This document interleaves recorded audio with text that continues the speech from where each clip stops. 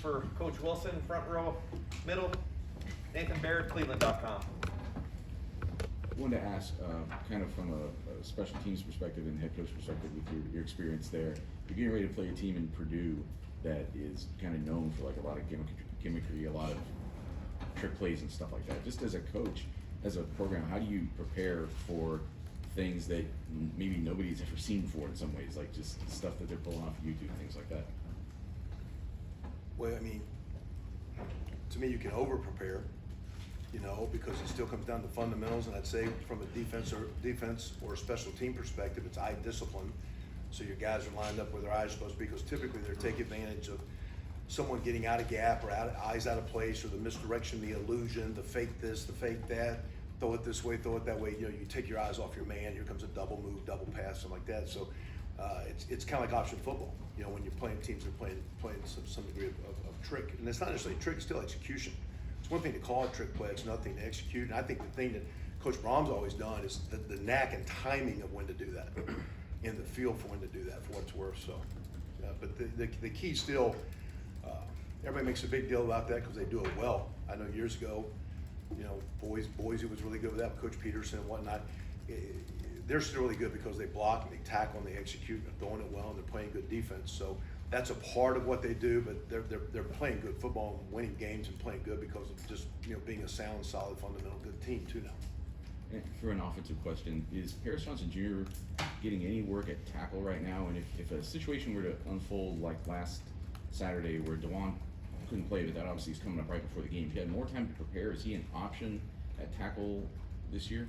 Yeah, he is. Although I think with all the experience that Thayer's had, it would be Nick goes back to right and Thayer. So whether it be a problem if something's wrong with Nick, Thayer goes out there. If something's wrong with DeJuan, Nick goes over first. But he's on the right side. He would go to right tackle, probably first. I think Coach Stubb would say, but. He's kind of, he's playing guard, he's playing tackle, and the thought was Nick had played so much at right, he could easily go back to right, keep Thayer at left guard, so he could just go to left because everything's kind of working out of the stance. Nick has the toughest job going from left to right. If there was an issue, we need a P at right at tackle, he would just kick out the right side. Right behind him, Dan Holt, 11 Warriors. Kevin, there's been a lot of talk about C.J. Stroud and whether he should be running the ball more. From your perspective as an offensive coordinator, for a quarterback like C.J., how do you coach him in terms of if he's got open space in front of him, when he should be taking off and running the ball and when he should be still looking downfield to throw? Yeah, I don't personally talk a lot to those guys about that. That's Coach Dennis and Coach Day, and at the same time, I've not seen him. Many situations where there might be some grass, I think he's kept his eyes downfield and found some viable options that it's not for what it's worth. I mean, quite honestly, there's always the run option for him in some games, but with the shoulder the way he had, we were trying to minimize some hits, risk and reward. So every time we're sitting there, we can RPO and throw a pass, or we can read a defender and throw it, or read an edge player. He's a very capable runner. I just think coming off the shoulder that we had earlier, we just try to be smart and why. Our first third down today was an option play. And the end feathered. He actually should have attacked it maybe a little more and pitched it out. I think we would have got the first down, but he feathered and kept it. We ran a zone read and kept it on another third down. So there were 2 third downs the other day that he was a part of the action. And we've got him worked up. And as these games get a little bit, down the stretch, going to be some great competition every week. And games are close, and there's critical scoring zone situations, third down situations. You've got to incorporate every player. But I think as we got into some of these games, we're kind of smart, just trying to minimize contact for him, to tell you the truth. So, and I don't think Coach Day's ever told him not to run. I just think he's done a nice job on scrambles, keeping his eyes downfield, and all of a sudden seeing someone and trying to make an awkward throw for a check down. Yeah, just to follow up on that, like when you're talking about minimizing those hits, are you guys telling him hey, don't run unless you have to, or is it just the plays you're calling, you're not emphasizing? We're not emphasizing. We're not told him not to run. At all. It's just the plays we've emphasized in some weeks prior have not been as much quarterback-oriented run. Ryan's really worked to have him keep his eyes down the field to get the ball out of his hand. But if you will notice, last week in a couple third downs or critical situations, he kept the football. It was a run quarterback option play, not an RPO or a drop back pass play. Second row left, Bill Landis, The Athletic. Kevin, are you guys getting enough movement up front right now with your offensive line?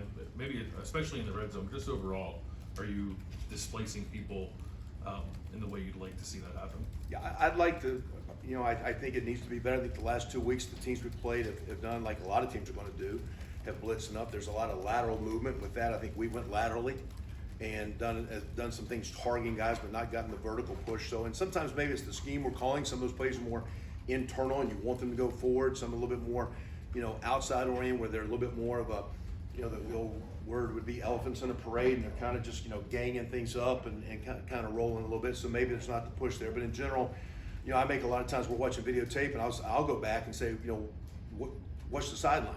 Okay, the ball's on the 20-yard line. Where are we at? Are we on the 19, the 20, the 21, the 22, where are we at? Because when you sit there and watch it behind, you can get skewed. You can see like who's got who, but do I have you going that way? And the object, even when you're running stretch plays, the object is you've got to get vertically down the field at some point in time. If you go sideways, you're not going to run the ball. So we've talked a lot about it. Last 2 weeks with the defenses we've had, we've not done as good as we need to. It'll be a challenge this week because Purdue strength is their front, their D-line, and in the weeks to come. So we've got to do a better job. Whether it be maybe it's also in play calling or scheming, the schemes we're doing to give our players a chance to get more vertical. So sometimes that might be us in decisions that we're making and the calls that are being made. Is any part of that, or can any part of that be the fact that you're playing some bigger bodies at guard too than maybe a team would typically play? I do believe sometimes you can be. Myself being an old 6-foot center, I believe that you can be a little too tall at certain positions because there is leverage on every block. There's leverage on every pass block. You have to be able to play low and all that. But at the same time, those guys are good knee benders, and again, we just got to do a good job of getting more vertical push, whether it be the schemes that are called, the plays that are called, the running back trusting the scheme, and we just got to get a little bit more, not necessarily downhill, old-fashioned ISO running, but we got to come off the ball better. And tight ends, everybody, we got to come off the ball better. Front row middle, Bill Rabinowitz, Columbus Dispatch. Yeah, that was basically the question I wanted to ask.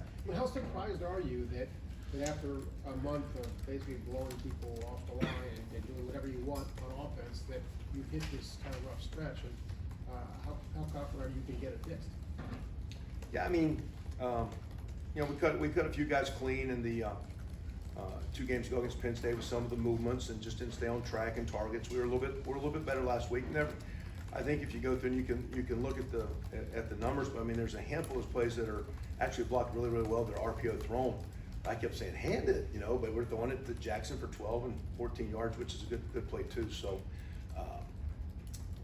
I still think I look at in the 6 conference games, we're over 5 yards a carry. Last week we had a lot of 3 and 4s. If you keep sliding, I think the thing that doesn't concern me is I've noticed in the last couple games in the fourth quarter when we had to run the ball, we did. And I think we can just stay patient, stay with it. At the same time, we're going to be aggressive in what we do. The first 4th and 1. Coach Day is going to be aggressive and sound. First 4th and 1, we knew they were going to be in a max blitz. We got it protected. We got a one-on-one, and Jeremy doesn't make a competitive play.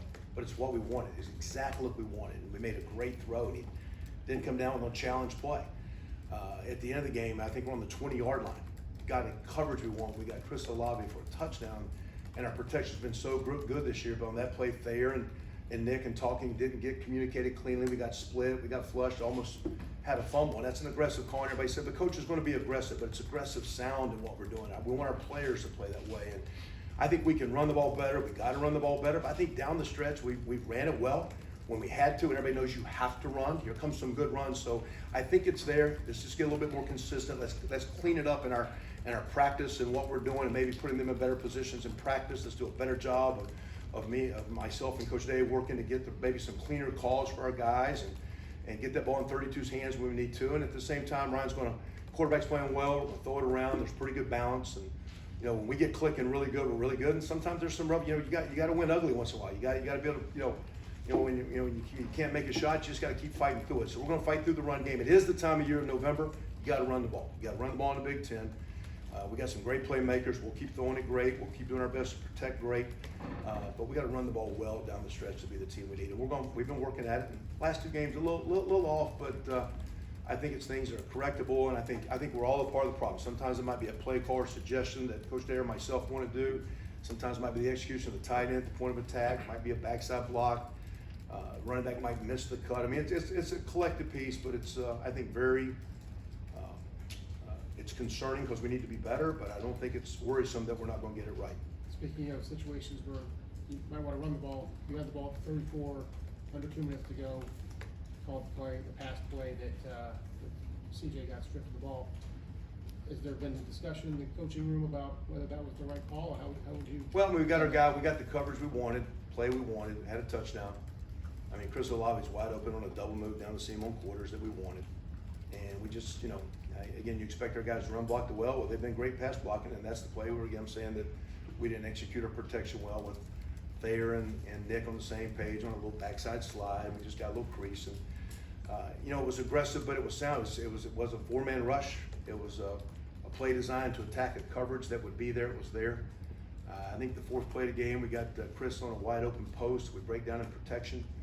You know, I mean, the coach is making an aggressive call. I mean, so sometimes the calls can be better on our part. Sometimes the execution can be better. We're clipping along pretty good. We're not perfect. Not every call is going to be perfect. I think Ryan does a phenomenal job of being aggressive but sound, and we're going to trust our players to make plays. You know, we didn't execute a protection cleanly, and they got to do a better job. We're not mad about it. We're counting on them. We know they will, and that time we did. We're counting on Jeremy making a great catch on a fourth down. The ball was delivered. Didn't come up with it. I mean, their kid made a nice play. Jeremy's got to make the play, but coach was going to be aggressive. Good call. It didn't work. I mean, when you're calling plays, you got to have the courage to take the criticism if it doesn't work. Those are sound plays that we didn't execute, and we'll keep at it. We'll keep that running game coming too. Second row right, Austin Ward, Letterman row. Kevin, it seems like Jeremy's maybe had 2 or 3 others like that throughout the year, and who just hasn't clicked for him the way he would have thought. What has been your evaluation in the room of the way Ruck has played this year? Yeah, he's played really well as far as across the board, as far as play. I thought his the last quarter against Penn State might have been the best quarter he's played, and not because he had 2 catches, just some blocks he made, and and he really wasn't playing horribly. It was just okay. And all of a sudden, I said to him, there was no motivational talk. What happened? He said, I just knew we had to play better. I said, well, lock in like that every daggone play, man, because I think it might have been the best quarter he's played was the last quarter, because he knew it was a big game. He knew he needed to play one. Sometimes it was just a cutoff block that maybe wasn't seen. So, you know, he's played well. I mean, I think like everyone, he knows, sometimes as tight ends you feel you get judged by the ball in your hand. And so sometimes you're pressing and maybe hurrying a route or stressing. I keep telling him to relax. He's practiced well. I think he's had a heck of a year. I got a lot of respect and appreciation and love for him. He's doing well, and he's a great player in our room, and he'll finish this season very, very strong. And how far has Cade sort of maybe come now that he's got a normal year with you all at tight? He made a couple short yardage blocks the other day that was the best pad level effort because early in the season, there was some hesitation. It was really, really good to see. And Mitch Rossi's really played well too now. So those 2 guys, matter of fact, last game, Jeremy pushed, I think, 70-ish plays, 71 or 2, and Cade and those guys only got about 10. I need to get Cade into that, 15, 18. And we didn't play as much 12 or big personnel last game as some of the normal down calls. But we need to get Mitch and Cade on the field, 12, 15 to 20 times a game, get Jeremy's volume at about 50, 55, and we'll be better at that unit there. Over here to the far right, Clay Hall, will be SYX. Yeah, NIL's been out there for a few months now. Do you think the gold rush is over and that players have settled in? Does that ever get in the way of coaching a kid? Around here, I think we've got such great support with our administration behind the scenes. What's been a part of it. I have no knowledge of really what our guys. I mean, I'm trying to right now get back in there and get a script and have a great Tuesday practice, and kind of more concerned with that. So I think our players. I was worried about our players being distracted. I think the way we practice, I think the way we played. I think, on the road, young team, you're in a 1-possession game, you got to make some plays. I'm seeing some young guys. I think we can always play better, but I see a crowd that has gotten past the COVID where I'm in 1 week, I'm out a week, I'm shut down, I'm back, I'm shut down, I'm back. I'm seeing a group that's learning how to go every day and go every week and get better. And I think they're learning how to manage the NLI stuff. I think our guys, and I think with the support that the university gives us here, I think our guys appear to be very stress-free as they handle that and maintain their grades, and more important, and most importantly for us, sometimes play really good football on Saturdays. Fourth row right, Rob Aller, Columbus Dispatch. Kevin, as a coach, as a recruiter, how important is it for you to go after guys who are multi-sport, and more specifically, big guys, and more specifically than guys that play basketball? Yeah, is that a question related to like DeJuan because of his basketball size? Yeah, about 5 guys that are like that, yeah. I mean, like Josh Friars was a pretty good basketball player, and Having coached in the state of Indiana, every time I saw a 6'5" kid, if he didn't play basketball, I said, "What's wrong with you?" Because you grew up thinking you were going to, be the next Larry Bird or something, So I know there's a lot of great trainers, a lot of kids train year round. But years ago, and Coach Walker was this way years ago when I was a young coach with him. I've heard a lot of great coaches like Coach Saban. I think the competitive environment, having to make a free throw in the games on the line, or step into a batter's box, or not have a false start on a 100-meter, or a fault on a throw, to put stress on yourself, to have to compete, have to practice. You got to train, you got to develop the sport. But I think the really great, to me, if you can play a defensive back here at Ohio State, you can play high school basketball. If you're a wide receiver at Ohio State, you can play high school basketball. So I love it when in my room coaching tight ends. I love tight ends that play multiple sports. I think it helps them become better players. I think it just helps round them out as a person, as a student, as a high school athlete. And I just think the more competitive environments, our kids learn how to handle success and failure, how to handle coaching, how to deal with all the different situations with different coaches, different sports. I think the more you play, the better. And I would encourage every young parent in that's raising kids and wants them to play a certain sport, play as many sports as you can. The more, the better. Third row middle, Doug Lamorise, Cleveland.com.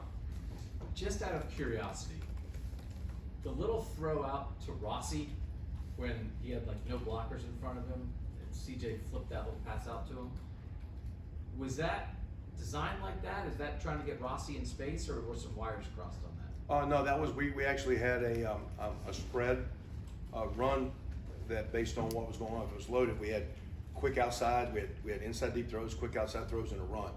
And it was a combination RPO play where we could run it. We could, if we saw blitz, max up and take a deep shot, and if they bailed out, it was to throw a quick one. And Mitch happened to be by rotation just in the game as the tight end, so that could have easily been to Jeremy or to Cade, but by rotation and just kind of keeping the guys fresh. Mitch was in, so he was what we call, he was the now guy, he was the quick guy. There was another, our receiver to the field was a quick guy. We had 2 deep throws, and we were running an internal run. It was basically an RPO. Okay. And what you said about the offensive lineman, sometimes it looks like in an RPO, man, you blocked it up pretty good. Oh, that would have been a great one to hand it off, right? But you threw it and got a gain there. I mean, RPOs obviously are so prevalent everywhere. They happen for years.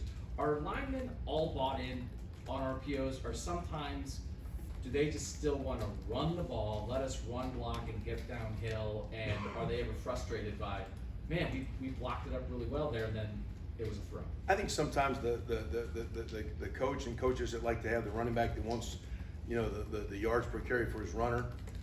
Sometimes too though, when it's amazing, like when every RPO after you throw it, you say you should have run it. Well, as soon as you pull out of it, the defense quits pursuing, so the run actually looks a little bit better post. When you didn't hand it off, they'd probably be pursuing a little bit better. So sometimes those gaping holes maybe aren't quite as open as you thought they're going to be. But I think our linemen are bought into it because of the way we practice and the way we do it, they don't know. And I think linemen do like to just come off the ball to some degree. You don't want to be like backing up all the time. I think that leads to some of the lack of vertical push that we're talking about. The more you're coming off, the more vertical, the better the pad level, the tougher you get. So I think there's a place where whether you hand the ball off or not, I think the linemen feel good about having those calls wherever the ball gets distributed. I don't think they get frustrated by that at all. Far left, Justin Holbrook, WCMH. Ryan mentioned how the penalties are throwing you guys out of whack, especially in the run game.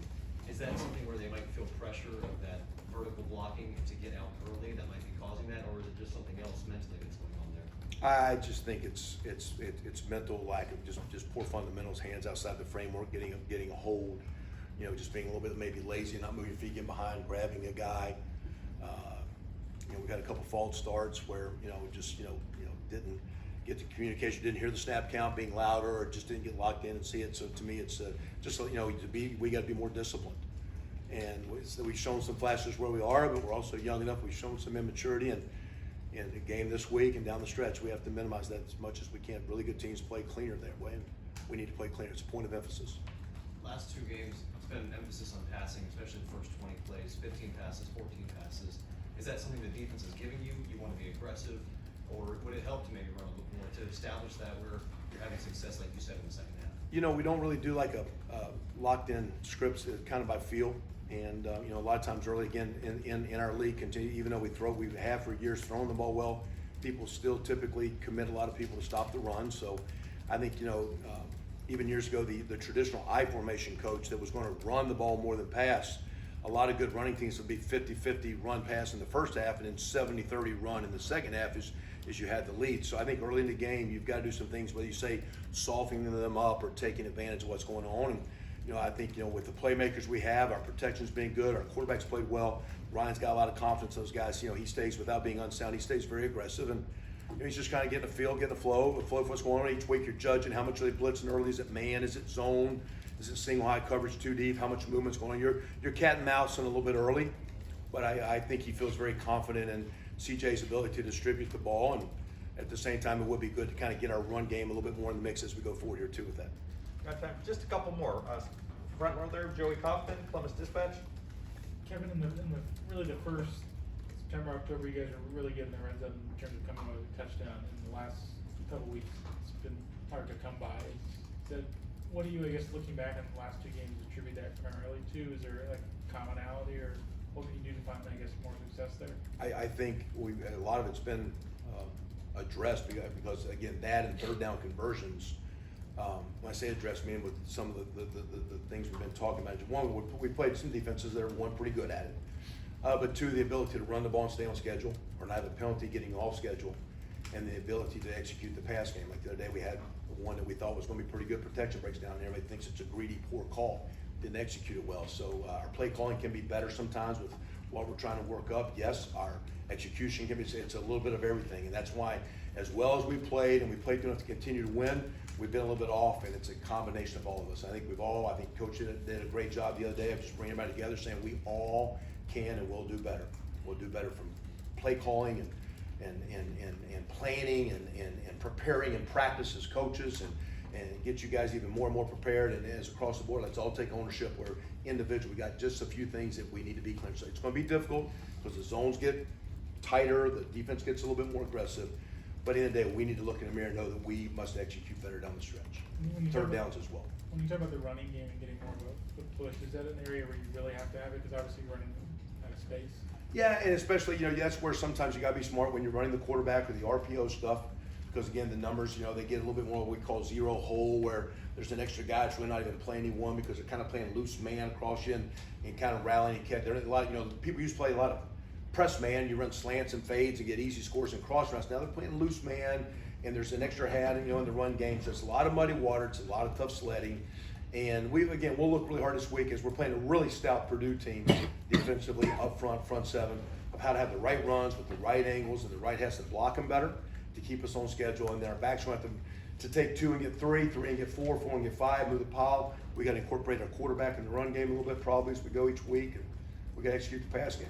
But we've got to score. You don't win championships and play high level kicking field goals. Our field goal kicker's been awesome, and a lot of appreciation for him, but we need to score touchdowns down the stretch. Great. Coach, thank you very much. I guess, thanks.